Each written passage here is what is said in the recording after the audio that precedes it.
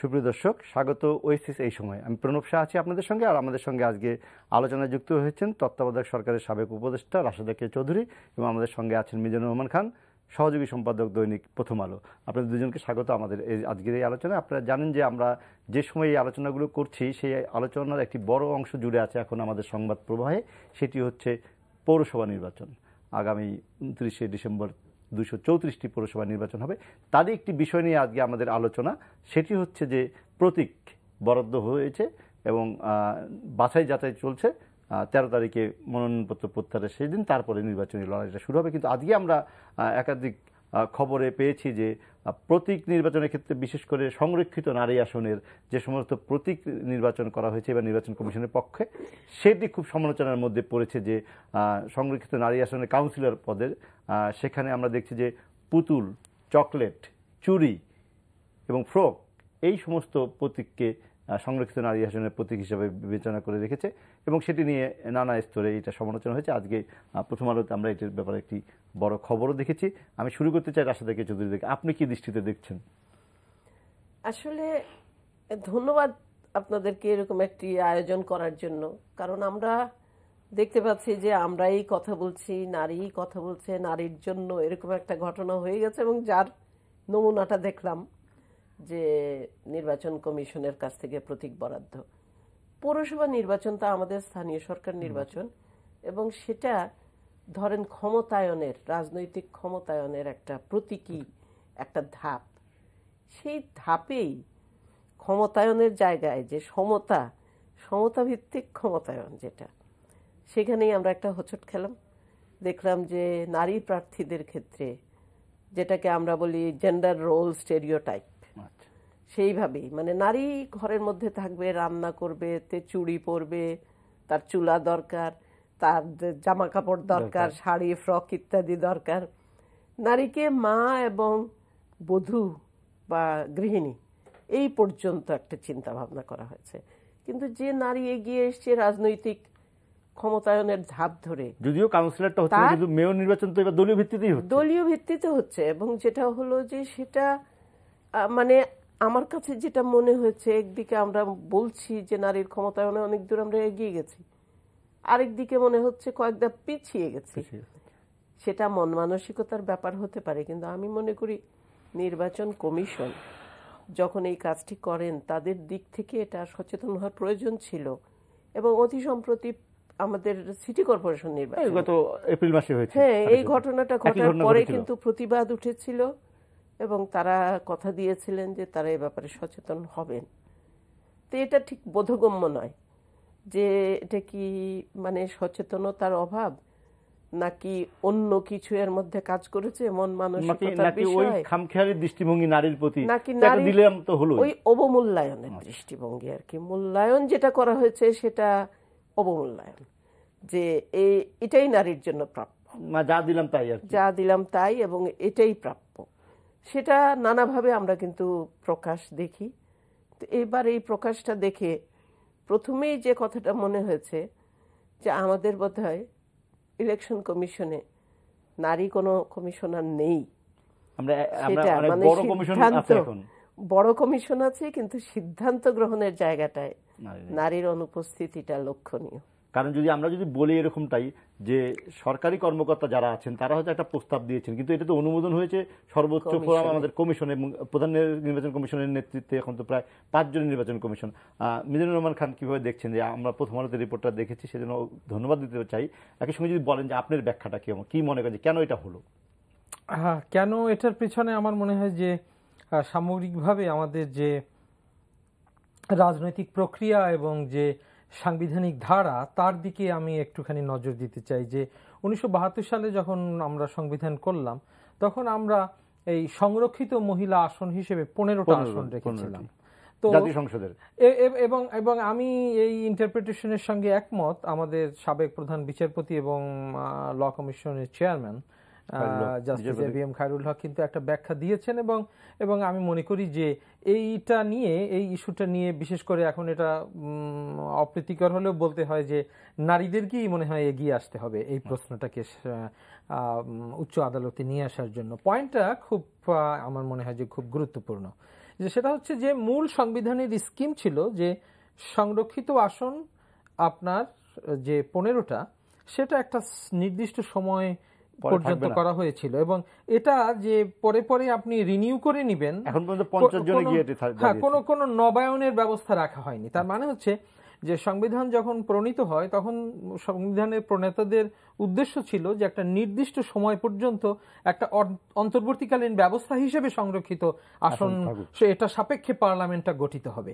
কিন্তু এখন যদি আপনি পরবর্তীকালের যে ধারাটা দেখা যায়, তো সেক্ষেত্রে সুপ্রিম কোর্ট থেকে যে ব্যাখ্যাটা এসছে যে এটা এই যে পরবর্তীকালে যে বাড়িয়ে নেওয়া হয়েছে, এটা সংবিধানের মৌলিক কাঠামোকে বা চেতনাকে আঘাত করেছে, যে এরপরে যে আপনি সংরক্ষিত আসনটাকে যে এ পর্যন্ত বারবার বাড়ানো হচ্ছে। সুতরাং আমার মনে হয় যে এই যে বারবার বাড়িয়ে নেওয়া হয়েছে অনেকটা মেকানিক্যালি, এবং নারী সমাজের জায়গা থেকে অনেক বড় দাবি উঠেছে। ইভেন আওয়ামী লীগ 2008 সালের নির্বাচনের আগে একটা বড় আশ্বস্তও করেছিল যে তারা যদি ক্ষমতায় যায় যে তখন তারা প্রত্যক্ষ নির্বাচনে, সরাসরি নির্বাচনে, যেটি স্থানীয় সরকারে অনেকদিন আগে থেকে শুরু হয়েছে। এই জায়গাটা কিন্তু যখন আবার তারা মানে জিতে আসলেন, এবং ওই জায়গাটাই আমরা এটা আমাদেরকে মনে রাখতে হবে যে বিশ্বের যেখানেই নারীর ক্ষমতায়নকে রাজনৈতিকভাবে দেখা হয়েছে, আর সত্যিকারের অর্থে নারীর স্বাধীনতা, নারী মুক্তি, বা সেটাকে যদি আমি মানুষের মুক্তি, মানুষের সমতার জায়গা থেকে আপনি যদি এভাবে দেখেন, তাহলে পরে এটা এখন পর্যন্ত পৃথিবীতে প্রতিষ্ঠিত যে নারীর ক্ষমতায়ন শুধু কোটা বৃদ্ধি করে বা শিক্ষা ব্যবস্থায় নারীকে একটা বড় জায়গা এনে, এগুলো আমাদের বাংলাদেশে ঘটেছে এবং খুব ইতিবাচক। আমি এই জন্য দুই দলকেই অভিনন্দন জানাই, যারা বড় ক্ষমতাসীন দল, সেটা ঠিক আছে। কিন্তু যে জায়গাটা ঘাটতি রয়ে গিয়েছে, যে এটা এখন দেখা যাচ্ছে যে ওই ধরনের কোটা বা কিছু কিছু সংরক্ষণ বা শিক্ষাক্ষেত্রে তাদেরকে একটু বৃত্তি দেয়া বিশেষ, এগুলো খুব ভালো, কিন্তু এগুলো ঠিক প্রয়োজন থেকে অনেকটা ঘাটতি থেকে যায়। সেই জন্য মানসিকতার পরিবর্তন হওয়ার জন্যই পুতুল বা ফ্রক, চকলেট, এবং ওই জায়গাটায় আসার জন্য আমাদেরকে বিশ্বে এটা দেখা গেছে যে পার্টির যে নমিনেশন, অনেক দেশ বাধ্যতামূলকভাবে পার্টিতে এমনভাবে, ইভেন পার্টি নেতৃত্বই এমনভাবে তৈরি করেছে বা নমিনেশনের সময় ওই রেসেই মেয়েদেরকে ঢুকিয়ে দেওয়া হয়েছে, তাদের আর শুধুমাত্র ওই নারী একটা অঙ্গ সংগঠন হিসেবে না রেখে মূল ধারার পার্টির মূল স্রোতধারায় তাদের রিপ্রেজেন্টেশন আনা হয়েছে তাদের সাংগঠনিক ডে টু ডে কার্যক্রমের মধ্য দিয়ে। এবং তারপরে নির্বাচন যখন হয়েছে তখন তারা অনেক দেশ জেব্রা যে ক্রসিং এ আমরা যে দাগগুলো দেখতে পাই, মানে একটা নাম পুরুষ, একটা নাম নারী, এরকম করেও বিশ্বে বহু দেশ, এবং এটা এখন একেবারে প্রতিষ্ঠিত, জাতিসংঘ সহ সব সংগঠন স্বীকার করছে যে আপনি যদি একটা সমাজের অনগ্রসর জনগোষ্ঠীকে নারী হিসেবে নয়, মানুষ হিসেবে আপনি যদি ক্ষমতায়ন করতে চান, তাহলে আপনাকে রাজনৈতিক ক্ষমতায়নের কোনো বিকল্প নেই, এবং আর সেটা হবে পার্লামেন্টারি প্রসেসের মধ্য দিয়ে। তো সুতরাং ওই যে জায়গাটা আমাদের যে সংরক্ষিত আসন, এবং আপনি দেখবেন যে আজকের ওই মানসিকতারই কিন্তু বহিঃপ্রকাশ, যে আজকে যদি এই সংরক্ষিত জায়গাটা না থাকতো তাহলে কিন্তু এই প্রতীক নিয়ে এই জায়গাটা হয়তো হতো না। আপনি দেখেন এই যে প্রতীক, আপনি দেখেন যে এখানে এই প্রতীকগুলোই কেন ইলেকশন কমিশন, ওই প্রতীকগুলো তারা সংরক্ষণ করে রেখেছে, সেটা শুধুমাত্র নারীদের জন্য। না, ওইটাই বলছি। আমার মনে হয় যে খুব সুন্দর করে কথাটা বললেন যে এটা সংরক্ষিত এবং এটা শুধুই মাত্র নারীর জন্য সংরক্ষিত, মানুষের জন্য না। আপনি এক্স্যাক্টলি, আপনি যদি নির্বাচনের জন্য কিন্তু প্রতীক এটা হিসেবে আমার মনে হয় যে আপত্তি নেই। আমার পুরুষ প্রার্থীরা যদি ফ্রক নেন, পুরুষ প্রার্থীরা যদি চুড়ি নেন, তাহলে কিন্তু আমি আপত্তি করব না। যেমন বিহারের নির্বাচনে আমরা দেখলাম যে সেখানে 10-12 হাজার প্রার্থী হয়ে গিয়েছে, তো এখন তাদেরকে কি করবে, এত প্রতীক তো দরকার। সেখানে দেখেন জুতা দেয়া হয়েছে, তো এখন হচ্ছে যে ভাই আপনি জুতা মার্কায় ভোট চাই, তো আপনি কি পেয়েছেন, জুতা পেয়েছি। এখন এটা যদি আপনি সংরক্ষিত ভাবে নারীকে দিতেন বা আপনি সংরক্ষিত ভাবে নারীকে বাদ দিয়ে পুরুষকে দিতেন, তাহলে কিন্তু এই ডিসক্রিমিনেশনের জায়গাটা আসে। সুতরাং ওই জায়গা থেকে দেখেন পাকিস্তানেও গত মেতে সেখানে লোকাল গভর্নমেন্টের ইলেকশন হয়েছে, সেখানে আপনার সেখানে ওই ধরনের আপনার বেবি ফিডিং, তারপর হচ্ছে যে এই ধরনের ওই বেল চা, তারপর হচ্ছে যে এই মগ, এই মানে অর্থাৎ এই ধরনের গৃহস্থলী জিনিসপত্র ওখানে এসছে। কিন্তু সেখানে কিন্তু এখানেই লক্ষ্য করার বিষয়, সেখানের কাগজগুলোতে আমি ডনে আর্টিকেল পড়েছি যে সেখানে একটা ডিসটেস্টফুল এটা একটা মানে অবমাননাকর, কেউ একটা মূলা পেয়েছে সে বলছে আমাকে সবাই মুলি ডাকে, মানে এইগুলো একটা দিক আছে। কিন্তু এখানে যেটা ঘটেছে সেটা হচ্ছে যে বৈষম্য, যেটা আমার সংবিধান নির্দিষ্টভাবে নিষিদ্ধ করেছে যে নারী পুরুষের বিভেদ সৃষ্টিকারী ধর্ম বা লিঙ্গর কারণে কাউকে বৈষম্য শিকার করা যাবে না, কিছুর কারণে মানুষকে বৈষম্য করা যাবে না। এখন দেখেন আপনি এই যে বৈষম্যটা যে করা হয়েছে সেই জায়গা থেকে আমি শুধু এটা বলবো যে আমার নিজের ধারণা যে নির্বাচনটা হতে যাচ্ছে সেই নির্বাচনটা কিন্তু আসলে সাংবিধানিকভাবে আমি এটা বলতে চাচ্ছি যে জায়গা থেকে এটা করা হচ্ছে সেটা আসলে সংবিধান সম্মত নয় এবং এটা সংবিধানের চেতনার পরিপন্থী, এমনকি আমি এটাকে অসাংবিধানিক বলতে চাই। আসলে আপনি যদি বলেন, আপনি বলতে চাচ্ছেন যে এই যে মানসিকতার পরিবর্তন হচ্ছে না, আমি বলতে চাই যে এমন এক সময় এই ঘটনাটা আমরা পেলাম যখন আমরা 25শে নভেম্বর থেকে 10 ডিসেম্বর পর্যন্ত নারীর প্রতি নির্যাতন বিরোধী প্রতিরোধ পক্ষ পালন করছি। তা আমাদের যারা নির্বাচন কমিশনের সরকারি কর্মকর্তারা আছেন, কমিশনের কর্মকর্তারা, সচিব সহ আর যারা কমিশনে আছেন, তাদের কারোর মধ্যে এই চেতনাটা জাগলো না যে একটি ফ্রক বা চুরি কিভাবে একটি প্রতীক হতে পারে। যেটা হলো যে আমি আসলে মিজান সাহেবের সাথে একমত, এটা যদি সবার মধ্যে সমানভাবে বিতরণ করা হতো তাহলে প্রশ্নটা উঠতো না।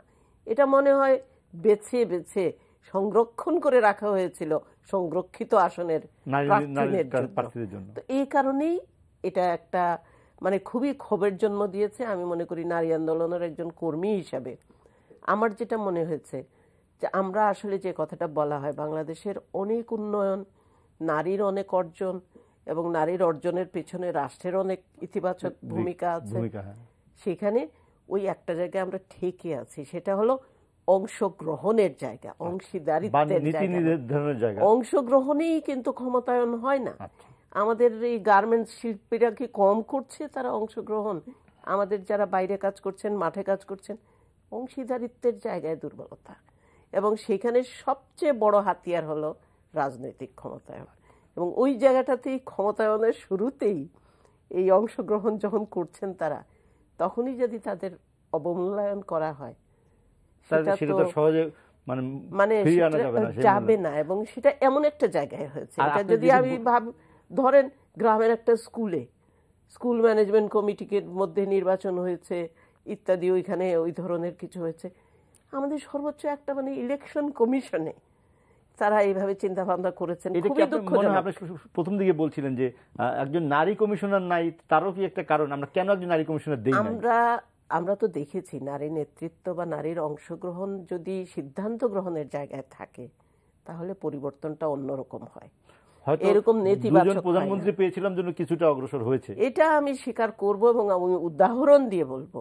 তাদের মধ্যে যত মতবিভেদ থাকুক, আপনারা দেখেন শিক্ষার ক্ষেত্রে, মেয়ে শিশুর শিক্ষার ক্ষেত্রে একজন বলেছেন 5ম শ্রেণী পর্যন্ত একদলে যে অবৈতনিক সবার জন্য, তারপরে মেয়ে শিশুর জন্য 8ম শ্রেণী, আরেক সরকার এসে সেটা 10ম শ্রেণী, পরে দ্বাদশ শ্রেণী। মানে তারা কিন্তু এটাকে এগিয়ে নিয়ে গেছেন, মানে রাজনৈতিক প্রতিযোগিতা হলেও নারীরা সুবিধা পেয়েছে, সমাজে গিয়েছে, এবং সুবিধাও বলবো না, নারীদের অধিকার প্রতিষ্ঠার জায়গাটায় এগিয়ে গেছে এবং সমাজটা উপকৃত হয়েছে নানাভাবে। মিজানুর রহমান খান যদি বলেন যে এই যে আপনি অসাংবিধানিক বলছিলেন, এই যে ডিসক্রিমিনেশন করাটা, আপনি সেইটিকে হয়তো মিন করে বলছেন যে অসাংবিধানিক বলতে চান, তাহলে আমাদের প্রতিকারটা কোথায় পাওয়ার জায়গা আছে? এখন দেখুন, ওই যে এটা ঠিক যে আমি অবশ্যই মানে অর্ধেক গ্লাস পূর্ণ সেটাই আমি দেখতে চাইছি, এবং আমি এটা স্বীকার করি যে আমাদের দুজন প্রধান নারী নেত্রী হওয়ার কারণে নারীদের ক্ষেত্রে নিশ্চয়ই ইতিবাচক একটা প্রভাব পড়েছে। তবে আবার একই সঙ্গে এখানে একটা আমি কি বলবো, এটা একটা স্ববিরোধিতা বা একটা গ্রে এরিয়াও রয়েছে যে এই দুই নারীর বিশেষভাবে ক্ষমতায়ন তারা যেটা করেছেন সেটা কিন্তু খুব স্বাভাবিক, মানে যথেষ্ট একটা স্বাভাবিক রাজনৈতিক প্রক্রিয়ায় হয়নি, এবং সেটা তারা দুজনই দু রকমের রাজনৈতিক উত্তরাধিকার বহন করছেন। সেটা নিয়ে নানা মত রয়েছে, কিন্তু তারা একটা উত্তরাধিকারের রাজনীতি, তারা সেই ধারাটা একটা তারা বজায় রাখছেন। কিন্তু সেটার কারণে বলা যায় যে আমাদের দেশের নারীর ক্ষমতায়নকে যদি সিম্বলাইজ করি তাহলে কিন্তু এই দুই নারীর উত্থান বা তাদের দীর্ঘকালীন ক্ষমতার পাদপ্রদীপে থাকার সঙ্গে নারীর ক্ষমতায়নের একটা সংঘাত বা একটা পরস্পর বিরোধিতা রয়েছে, যে একটা সব সময় সবটুকু ওই আমি বলছি আবার যেটুকু ইতিবাচক আমি সেটুকু কোনোভাবেই খাটো করতে চাইছি না, কিন্তু আবার একই সঙ্গে যদি আমরা বলি যে এটাই হচ্ছে নারীর যে বাংলাদেশে বিরাট রকমের ক্ষমতায়ন ঘটেছে সেটাকে তারা সিম্বলাইজ করে, সেটাও হয়তো অতটা সত্য বলা হবে না। দেখেন এই যে আপনি যদি বলেন যে নির্বাচন কমিশনে, মানে ওই যে আমি বলছি যে আমাদের ব্যাধিটা রাজনৈতিক প্রক্রিয়ায়, এবং রাজনৈতিক দলগুলো এখনো তাদের নিত্যদিনের সাংগঠনিক তৎপরতায় কাঠামোর মধ্যে বিরাট গলদ রয়ে গিয়েছে, এবং সেটার আরপিও অনুযায়ী থাকার কথা তো 1/3 1/3 তো থাকার কথা তাদের বিভিন্ন স্তরে। দেখুন সেখানে আমি বলছি যে আমরা যে অবাধ ও সুষ্ঠু নির্বাচনের যে সংজ্ঞাটা ওই ভোটের দিনে একদিনের মধ্যে যে আমরা ভাবনাটা লুকিয়ে রেখেছি, সেখানে আপনি যদি দেখেন সাংবিধানিক সংস্থা হিসেবে যদি নির্বাচন কমিশন কিন্তু এই যে রাজনৈতিক দলের নিবন্ধন বা ইত্যাদির ক্ষেত্রে যে কাঠামোটা আমরা এখন অনুসরণ করছি, এটা কিন্তু নির্বাচন কমিশন যদি খুব প্রোয়েক্টিভ হতো তাহলে কিন্তু সে সবসময় আইন দিয়ে নয় তো, ফেয়ার ইলেকশনের সংজ্ঞা সে নিজে সংজ্ঞায়িত করতে পারে, সে নিজে নিজে বিধি তৈরি করতে পারে, সে নতুন নতুন আইডিয়া জন্ম দিতে পারে। কিন্তু আমার দেখেন নির্বাচন কমিশনটা একটা বন্ধাত্ম, মানে সে একটা বন্ধা হয়ে আছে, সে সবসময় কোনো কিছুতে মানে বিধি খোঁজে, আইন খোঁজে, সে কোথা দিয়ে কতটুকু যেতে পারবে এই সব খুঁজে বেড়ায়। সেই জন্য এপ্রিল মাসের যে ত্রুটি ধরা পড়লো, যেটি সামনে আসলো আলোচনায়, সেটি কিন্তু 8 মাসেও সংশোধন হলো না এই সংরক্ষিত প্রতীকের ক্ষেত্রে। এবং আপনি দেখেন এই অথচ এটা বদলানো কিন্তু স্টিল আমি মনে করি খুব সহজ বিষয়, কারণ হচ্ছে কি এখন পর্যন্ত ব্যালট পেপার ছাপা হয়নি। আমি একজন সিনিয়র ইলেকশন কমিশন একজন সচিবালয়ের কর্মকর্তার সঙ্গে কথা বললাম, আমি এটা ভাবতে চাইলাম যে এটা কি করে হলো। তো আমি বললাম আমি যে ধারণাটা পেলাম, কিন্তু আমাকে কিন্তু দ্রুত বললেন এই যে দেখেন যে রেসপন্সিবিলিটির যে শিফট করা, আমাকে এই তথ্যটা বিশেষভাবে বলা হলো যে নির্বাচন কমিশন কিন্তু এটা একা করেনি। আমি বললাম যে এটা তো তার বিধির আওতায় করা হয়েছে, এটা তো পার্লামেন্ট করে দেয়নি, এটা রেসপন্সিবিলিটি আপনাদের, সরকারও করে দেয়নি। হ্যাঁ না, এখানে পয়েন্ট আছে, সেটা হচ্ছে ইন্টারেস্টিং। তারা বললেন এবং এটা সত্য যে আমরা এটা করেছি, করে আমি আইন মন্ত্রণালয় পাঠিয়েছি এবং আইন মন্ত্রণালয়ের ভেটিং পাওয়া গেছে প্রতীকের ক্ষেত্রে। অর্থাৎ যে বিধিটা তারা প্রণয়ন করেছেন সেটা তারা রেসপন্সিবিলিটি কিন্তু শেয়ার্ড হলো, যে আইন মন্ত্রণালয়ের কাছ থেকে তারা এটা অনুমোদন পেয়েছেন। এখন এই যে মানে জায়গাগুলো, এগুলো এখন হচ্ছে আমরা কতগুলো থিওরিটিক্যাল কথা বলছি, কিন্তু আপনি দেখেন যদি পলিটিক্যাল পার্টিগুলোতে যদি নারীদের ওভাবে অংশগ্রহণ থাকতো, এবং অনেক সময় কি জানেন আমরা অনেক সময় ডেমোক্রেটাইজেশনের, আমি আপনাকে থামাচ্ছি কারণ জিনিসটি একটি আলোচনাটা একটা জায়গায় গতি পেয়েছে, আমরা সেই আলোচনাটা অব্যাহত রাখতে চাই। আরেকটি হলো যে একই কথা কিন্তু আচরণ বিধিমালার ক্ষেত্রেও আছে, যে সেটাও কিন্তু তারা আইন মন্ত্রণালয়ে পাঠিয়েছিল, যে বিধিমালা নিয়ে কিন্তু এখন পর্যন্ত অনেক প্রশ্ন আছে।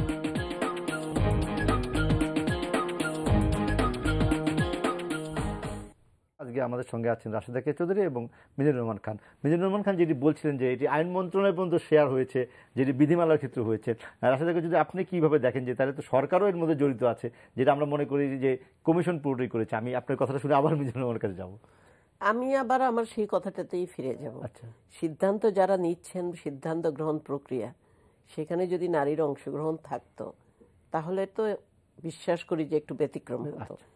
কারণ এখন যেটা বুঝতে পারছি আমরা, তারা হয়তো সচেতনভাবে করেন নাই, অবচেতন মনেই তারা তাদের ওইটা হয়তো চিন্তা করেন নাই তারা। কিন্তু এটা দুঃখজনক যে সিটি কর্পোরেশন নির্বাচনের সময় যে প্রশ্নটা উঠে আসলো, সেই প্রশ্নটা আবার পুনরাবৃত্তি করতে হলো, এটা দুঃখজনক। কিন্তু এটা কিভাবে এড়ানো যেত?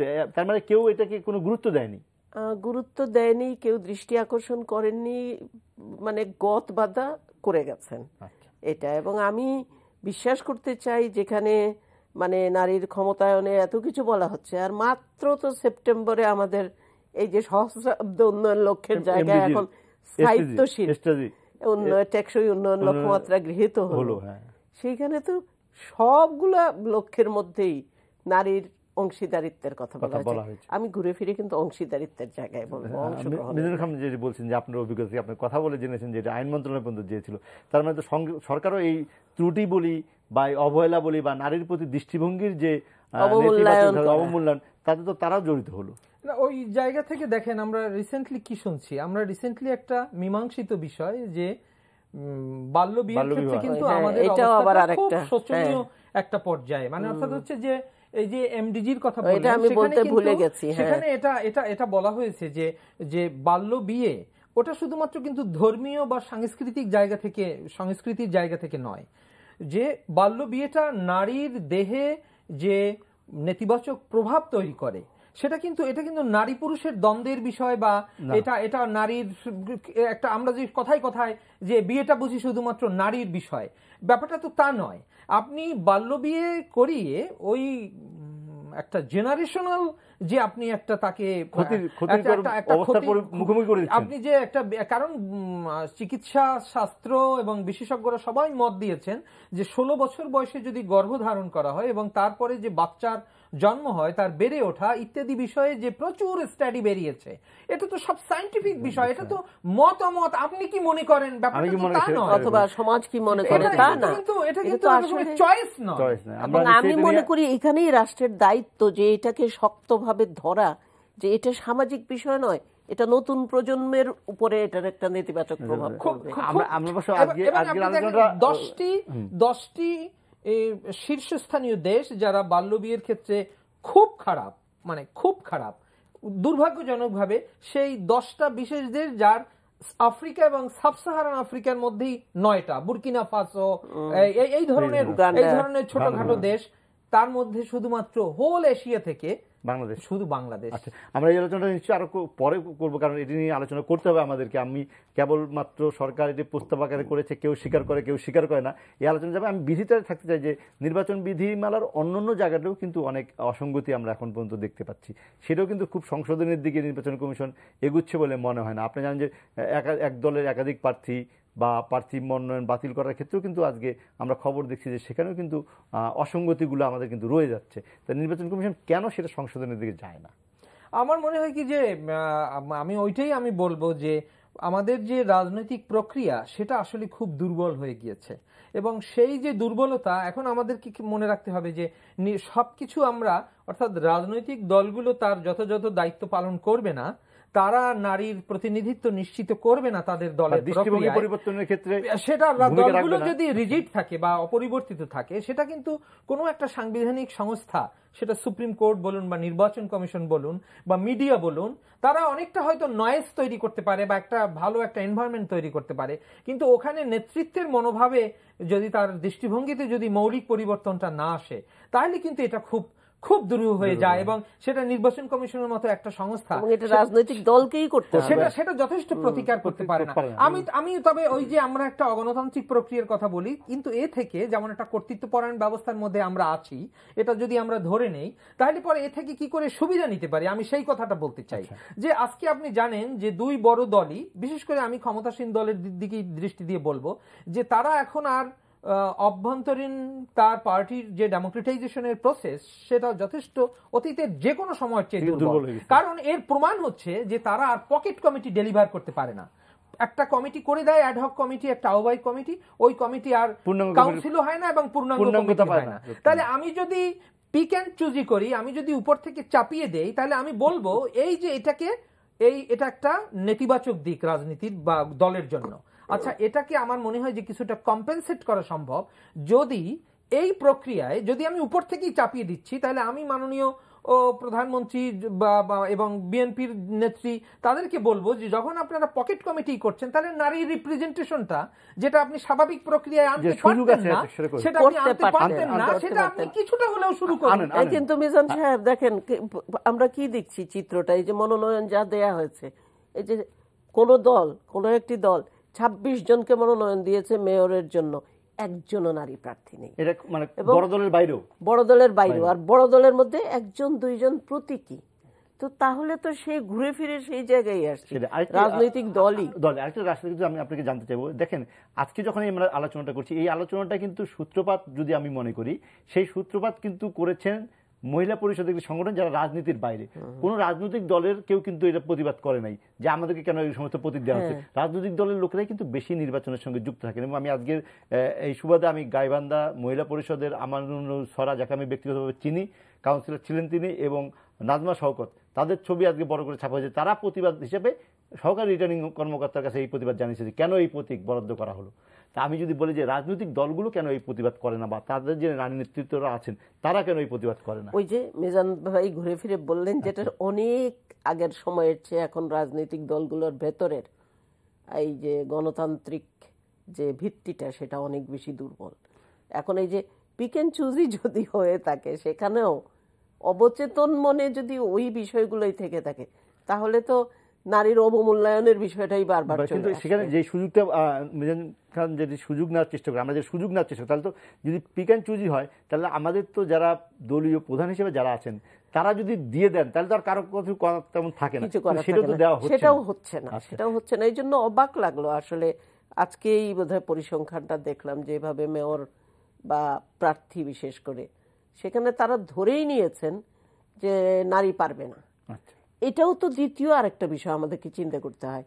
আমরা পিস কিপিং মিশনে নারীকে পাঠাতে পারি, কত ঝুঁকিপূর্ণ জায়গায় পেশায় পাঠাচ্ছি, এবং সেখানে রাজনৈতিক ক্ষমতায়নের জায়গায় নারীকে আসলে মূল্যায়ন করছে। এবার তারও সুযোগ ছিল যে দলীয় প্রতীক ছিল, হ্যাঁ দলীয় প্রতীক ছিল, খারাপ দিক হিসেবে সুযোগ নেওয়ার। সেই কথাটাই বললাম যে মেয়র নির্বাচনিত হচ্ছে দলীয় প্রতীকে, সেখানে কিন্তু আমরা অংশগ্রহণটা দেখতেই পাচ্ছি না, মনোনয়ন দেয়াই হয় না।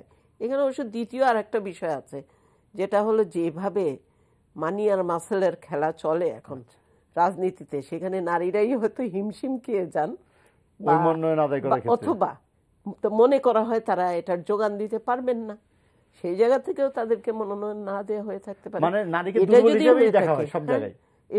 এটা যদি চিন্তা করা হয়ে থাকে, আমি বলবো আরো দুঃখজনক যে দুর্বল, ফলে তাকে দিলাম না, দিলাম মেয়র সংরক্ষিত আসন ওইটুকুই থাকবে। এত বছর পরে এটা আমরা নিতে পারছি না, মানে গ্রহণযোগ্য নয় আমাদের কাছে। মিজানুর রহমান খান যদি ব্যাখ্যা দেন যে আপনি বলছেন যে সুযোগ নেওয়াটা, সেটিও তো হচ্ছে না।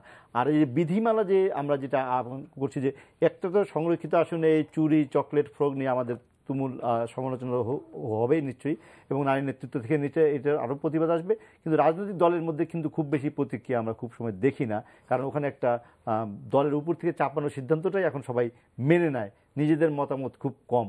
সেটাকে কীভাবে ব্যাখ্যা করবেন? সেটা আমি বলবো যে কিছু মেজার্স নেওয়া হচ্ছে।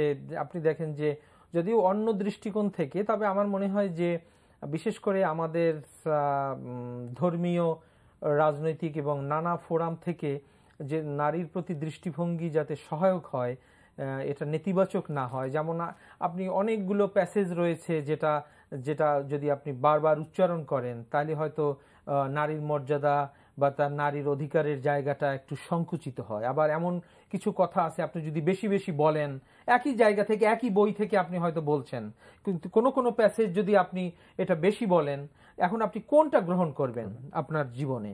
তো সেই জন্য যদি রাষ্ট্র খানিকটা ইন্টারভেন করে, কিছু সচেতনতা তৈরি করে, সেক্ষেত্রে আমার মনে হয় যে আমাদের যে দৈনন্দিন জীবনের বহু ফোরাম রয়েছে, শুধু এটা মনে করার কারণ নেই যে আমাদের জনগণ শুধুমাত্র তারা জনসভাটা অনেক আগের চেয়ে কমে গিয়েছে, শুধু যে সেই ফোরামটা হয়তো বন্ধ হয়েছে, কিন্তু আমাদের কিন্তু বহু ফোরাম রয়েছে যেখান থেকে অনেক ব্যাখ্যা বিশ্লেষণ নানাভাবে কিন্তু উচ্চারিত হয়। যদি আমি এবং গণমাধ্যম তো রয়েছে, সেই জায়গায় যদি নির্বাচন কমিশনে যদি ওরকম দিত, এই প্রতীক না দিয়ে এমন প্রতীক, আমি একজন কাউন্সিলর প্রার্থীর বক্তব্য শুনছিলাম যে এখন তো আমাদের কম্পিউটার যুগ, ডিজিটাল যুগ, এখন তো ল্যাপটপের মাউস, আইটপ, অনেক কিছু আছে যেটা আমরা নিত্য প্রয়োজনীয় জিনিস হিসেবে ব্যবহার করি, সেগুলো তো নির্বাচন কমিশন মানে বিবেচনায় আনলো না।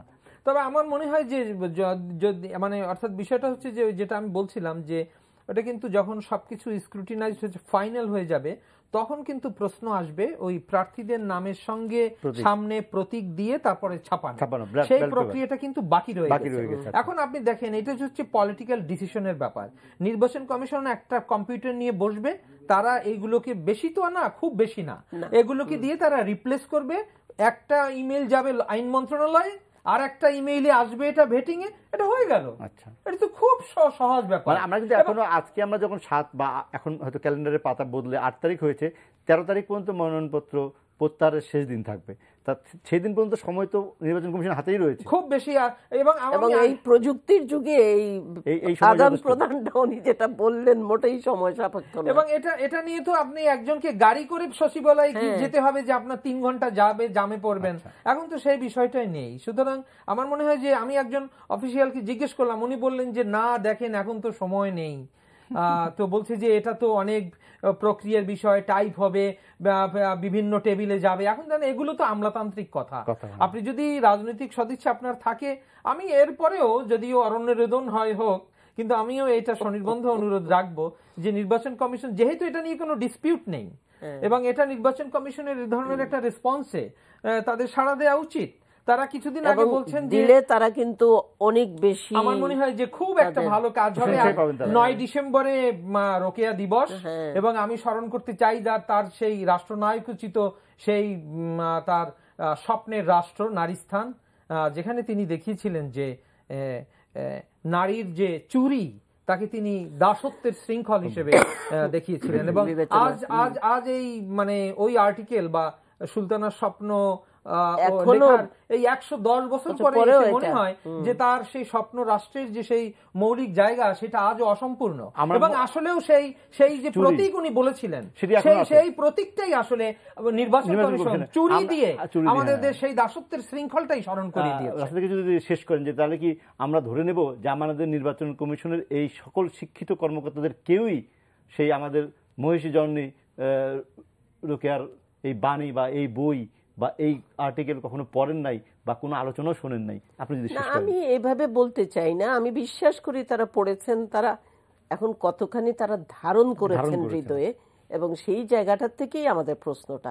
তারপরেও আমি মনে করি যেটা মিজান সাহেব বললেন যে এটা কিন্তু প্রতিকার এখনো সম্ভব, এবং এটা তো লক্ষ লক্ষ প্রশ্নপত্র ফাঁসের বিষয় না, যে এটা তো কয়েকটা প্রতীকের ব্যাপারে সিদ্ধান্ত নেয়া এখান থেকে ওখানে, এবং তারা যদি এটা আইন মন্ত্রণালয়ের সাথে বসেও করে ফেলতে পারেন এবং তাদের তো নিজস্ব বিধিমালার আওতায় করতে পারেন, আমি মনে করি নারী আন্দোলন এটাকে স্বাগত জানাবে। আপনাকে ধন্যবাদ এবং মিজানুর রহমান খান, আপনাদের দুজনকে ধন্যবাদ। আমরা আশা করি আমাদের এই আলোচনা যথাযথ কর্তৃপক্ষ কানে নেবে, এবং সামনে যেটি মিজানুর রহমান খান শেষ করলেন যে 9 ডিসেম্বর আমাদের মহিষী নারী বেগম রোকেয়ার জন্মদিন এবং মৃত্যুদিন তার একই দিনে 9 ডিসেম্বর। আমরা আশা করি রোকেয়া দিবসকে সামনে রেখেও নির্বাচন কমিশন এই জিনিসটি বিবেচনা নিতে পারে। আপনাদেরকে ধন্যবাদ দর্শক আপনাদেরকে আমাদের সঙ্গে থাকার জন্য। আমরা এই আলোচনা আজকে শেষ করছি। আর জানিয়ে দিতে চাই এই অনুষ্ঠানটি আপনারা যদি অনলাইনে দেখতে চান তবে ভিজিট করুন www.ntvbd.com। আপনারা ভালো থাকুন আর থাকুন এনটিভির সঙ্গেই।